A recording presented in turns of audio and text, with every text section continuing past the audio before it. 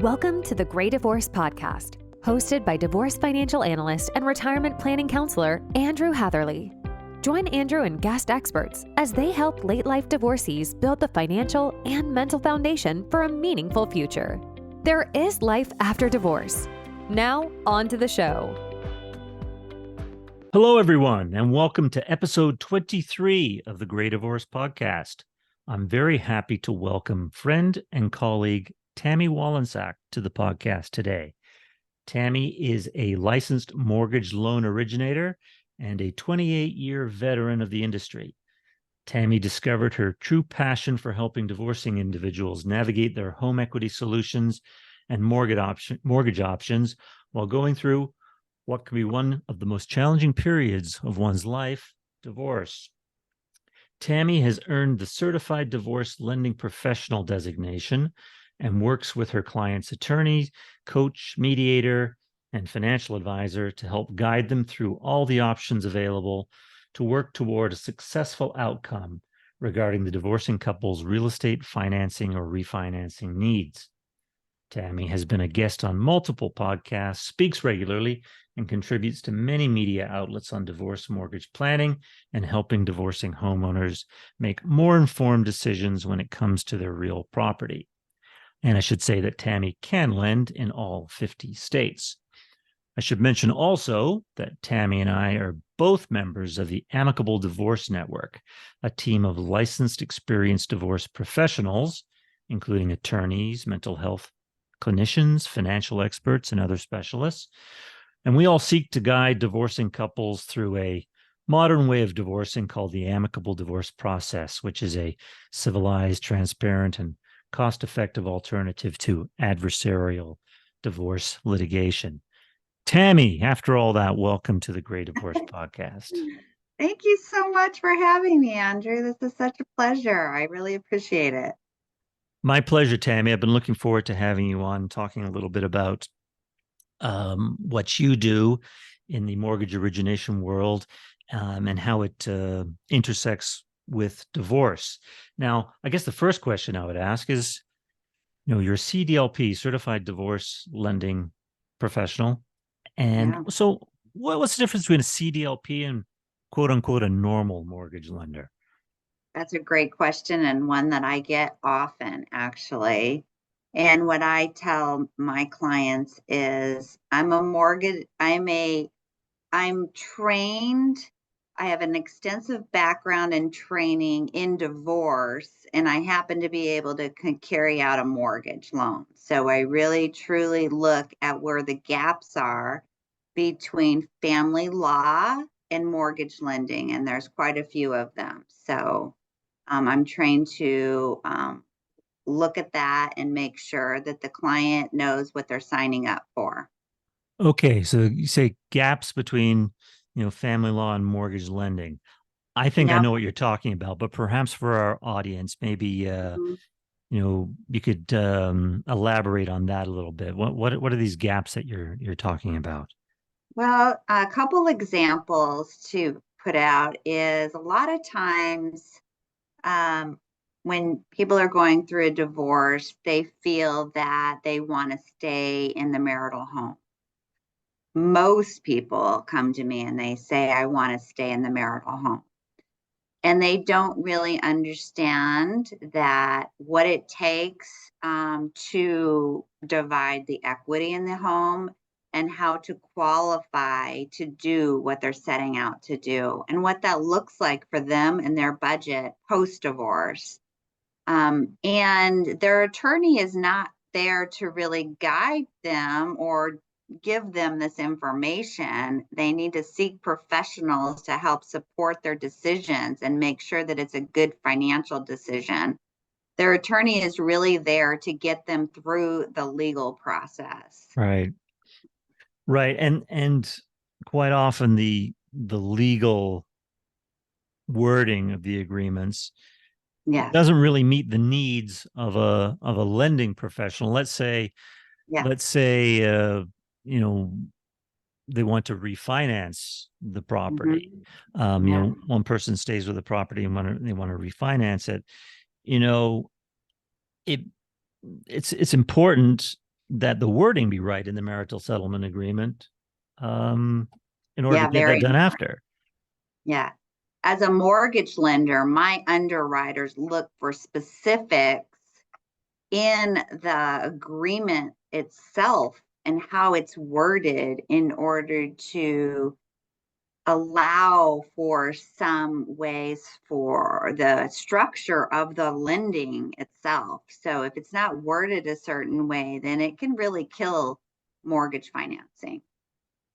Okay, well let's look at a concrete example then. Let's say that somebody is staying in the house but wants to refinance it down the road.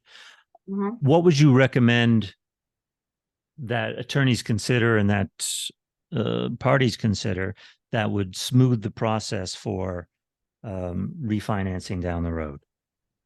Well, I've seen times where the attorney, let's say that the couple has marital debt that they have together, and the attorney, let's say there's two spouses, one's staying in the home, one's leaving the home.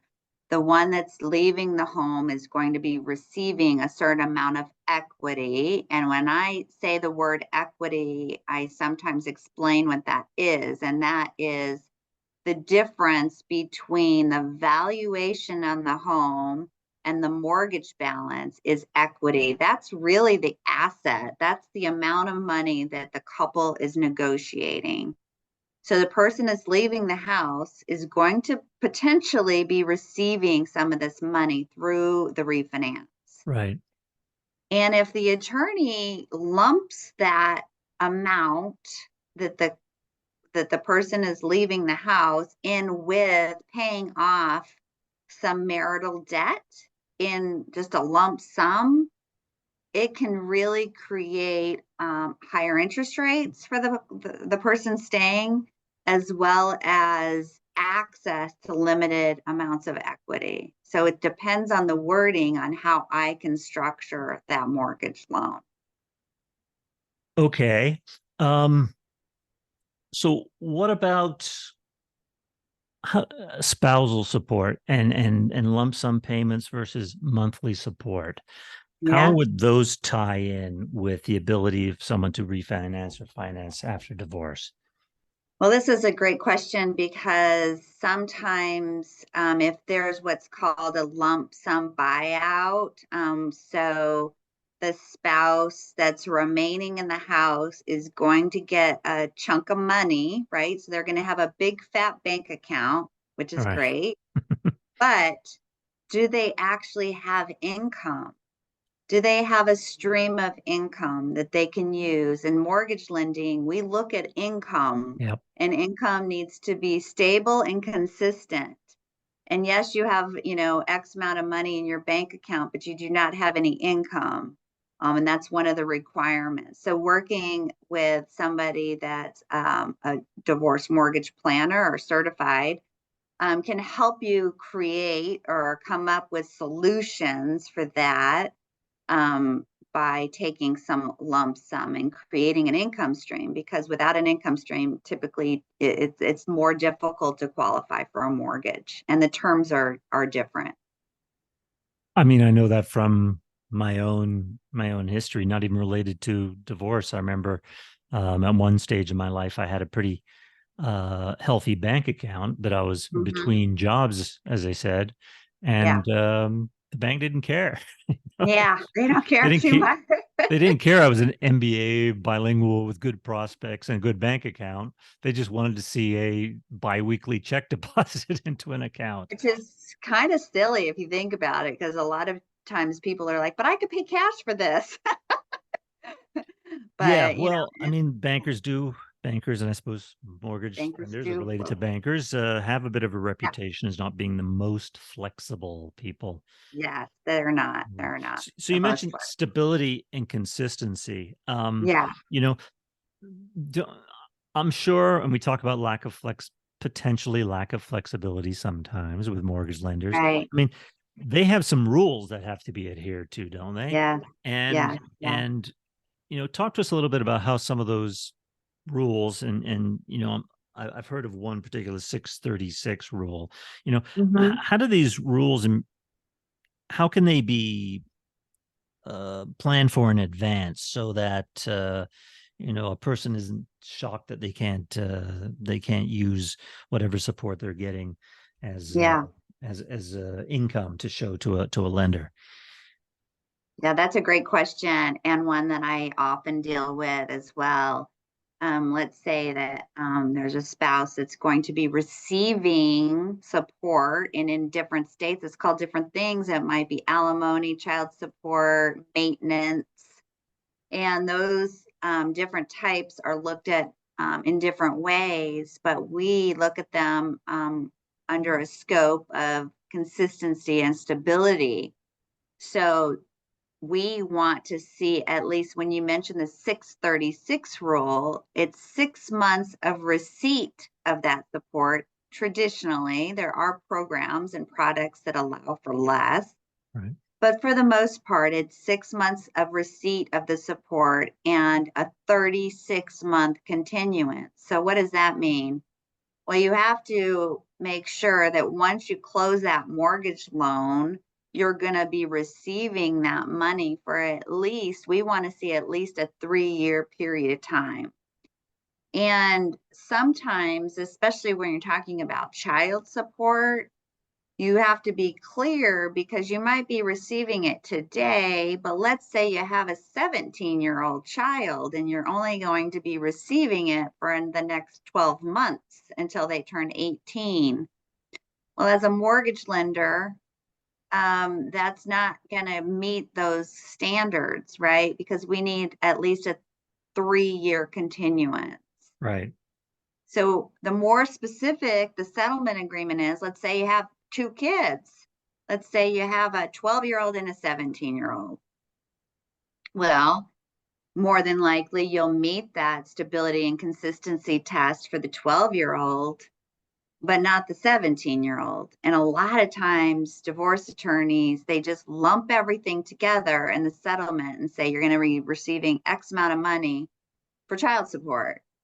So as a mortgage lender, since you have 2 children, one meets the tests and one does not, we would just cut it in half. We would say, okay, great, we'll give you 50% of it. But that might not be the case. Once the 17-year-old ages out, so to speak, you might be receiving 75% of that income. So it's really important that that's spelled out, and the sooner that I speak to somebody, then I can educate them on how that needs to look, and give them the very best support and education about how to relay that information to their divorce attorney so that they can carry out the things that they're looking to do. Right. And know that all parties should know what lenders are likely going to look for, um, in the future so that we can prepare for this Yes. in the present. So, I mean, it makes all the sense in the world that you should be involved with the attorney and the financial advisor as early in the process as possible in Mhm. order to get the real estate aspect of the financial planning taken care of in such a way so the attorney can make sure that the legalese doesn't work against the real estate goals. Yeah. I've had conversations with divorce teams before where they were going to be receiving the support for, let's say, 2 years at a certain amount. And I said, but if you took that same dollar amount and you stretched it out to this timelines, then I can do this, that, and the other thing with that as an income stream. And then it clicks in and they're like, oh, yes, that's what I want to do. Yes, it doesn't necessarily, most parties wouldn't have thought of it, but if you can bring it to their attention and say, this is an option, could this be potentially an option? And then it might be so that they can carry out mortgage financing.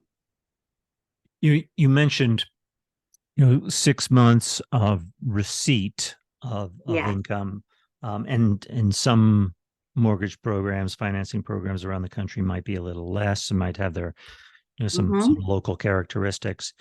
But Yes. I'm wondering, could that be structured so that income received before the divorce is actually signed is maybe temporary support, or Yeah. can be considered also, so that when the divorce actually happens, they don't have to necessarily wait 6 months or receive for 6 months? Yes, absolutely. And a lot of times I do talk to my clients about that the time clock can start if there is a temporary order of the support in place. And traditionally, what happens for an attorney to file a temporary order, if one of the spouses leaves the home, that money is being used to cover bills, cover the current mortgage payment, and that type of thing. And it can't. And if one spouse is just paying the other spouse and there's no order in place, that's just considered voluntary. They're just voluntarily making sure all the bills are covered. But if there's an order in place and that same dollar amount is placed under an order, and that spouse that's not living in the home pays the other spouse a dollar amount under an order and pays as ordered, that can start that timeline ticking. Yeah. And a lot of times, by the time the divorce is final, you might have 4 or 5 months already under your belt, and you only need a couple more months of receipt before I can close a mortgage transaction. It's incredible how just being aware of this, it doesn't really change anything that's going on with respect to the amount of money that's being paid. It's just a question of verbiage in the agreement and semantics, really. But that Mhm. if there are important things that need to be done, in order for that loan processor who needs to see these things. But Yeah, it shouldn't be difficult for the parties or the attorney to structure these things in a way that works right. for the lending professional. Yeah, once it's brought to their attention, they're very open to putting the language necessary in the agreement and making sure that it's a successful settlement.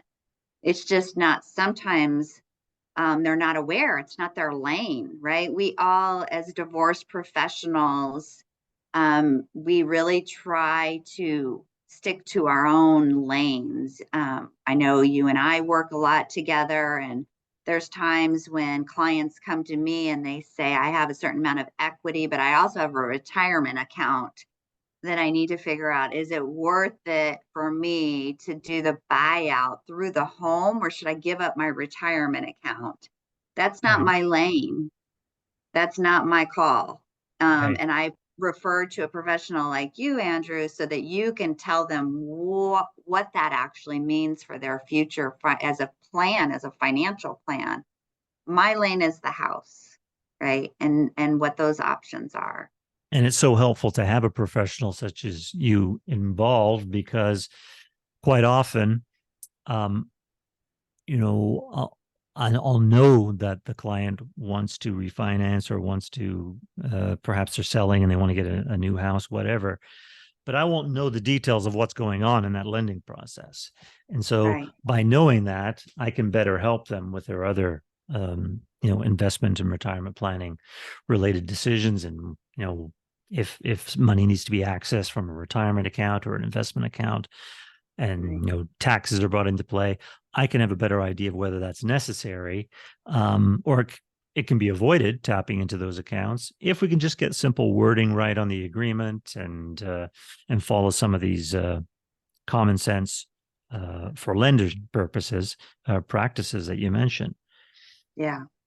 What I about agree. the case where you see this sometimes, where a couple will stay on the mortgage together post Hmm. divorce.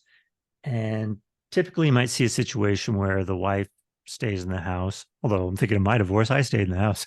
Uh, so, Yeah. um, so one of the parties stays in the house, and the other party Yep.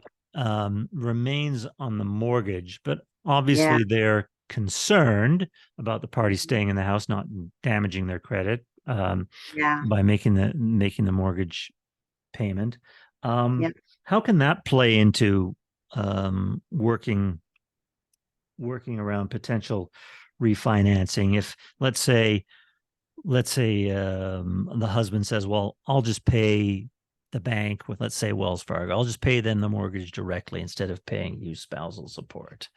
Hmm. That can actually work. It's the same amount of money essentially going to the spouse, but it can work against a potential refinancing, can't it?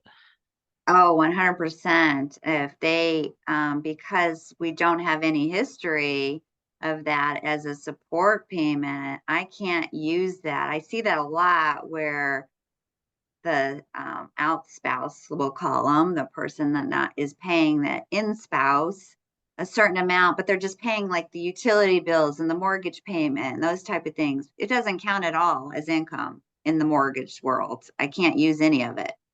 So, but if it was under an order, if it was in the divorce decree that, if the same amount of money is placed and said this is being paid as support, then I can use it. And depending on what it's called, it's going to also be how I would use it for an income stream and how to qualify that person. If down the road they need that income to do the refinance, yes, maybe not right this minute because of how interest rates are right now.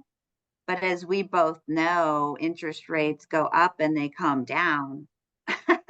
Hopefully. So there might be, right? I mean, hopefully, like otherwise. But there might be a position, but if they don't have the consistency of that, or if they don't have that written in a way to where it can be structured as income, then it's going to cause them problems down the road. Yeah, I mean, you can understand the outspouse, wanting to control the process of the payment of the mortgage, given their concern about their own credit. Yeah, But certainly yeah, there's ways for attorneys to work with parties to make sure that there are yeah, procedures in place that, if a payment is late, or for sure. if the in spouse makes a payment late or has an issue making a payment, that it could be resolved without damaging the other party's credit. And certainly, I think it's in the interest of everybody that if the in spouse needs to refinance, well, that refinancing is going to get the out spouse off the mortgage. So, Right.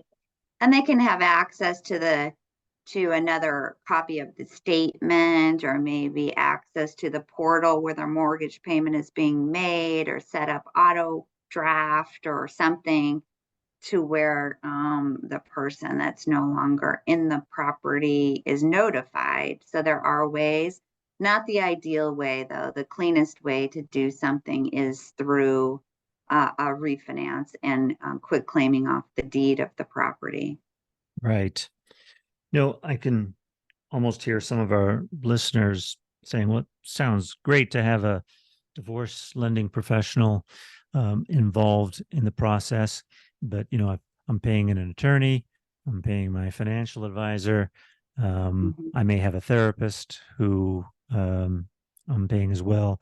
I can't afford yet another person on my divorce team. Well, what's your answer to that, Tami? Well, they're in luck. Yay. As a licensed mortgage originator, I am there's something called the Equal Credit Opportunity Act. And if I was to charge consulting fees for my services to a divorcing homeowner, but yet not charge a first-time home buyer, I do mortgage lending for other types of people as well. Hmm.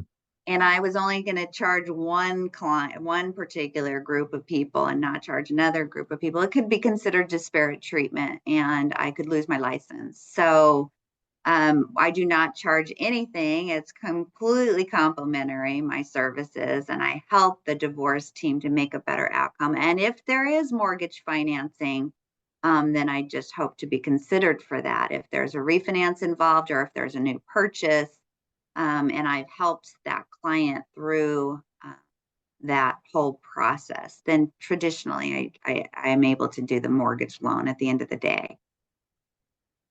It really makes sense to involve someone like you. There's no reason not to. If there's a real estate related issue or potential refinancing or financing issue in divorce, it just makes all the sense in the world to have someone like yourself involved to advise advisors such as myself, and particularly the attorneys, when drawing up the language of the agreement. So, last but not least, this is the Gray Divorce podcast, Yeah.